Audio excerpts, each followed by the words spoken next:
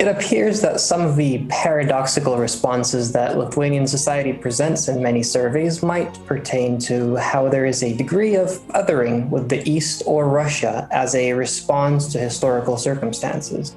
Lithuanian citizens might present as very supportive of Western structures and leaders, but at the same time, they are in some cases susceptible to conspiracy theories and are often inclined to yearn for decisive, iron fist governance, despite being very favorably inclined toward membership in structures which emphasize the opposite.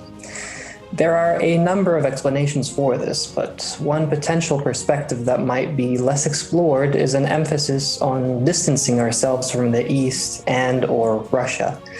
While some aspects of democracy might be less understood or less appealing for the Lithuanian public,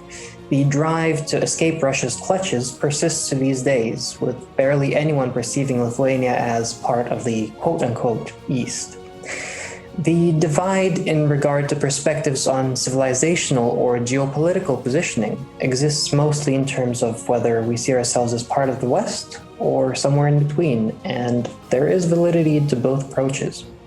In the short term, these circumstances help secure a continued westward direction for Lithuania, with the population rejecting outright connections to the East.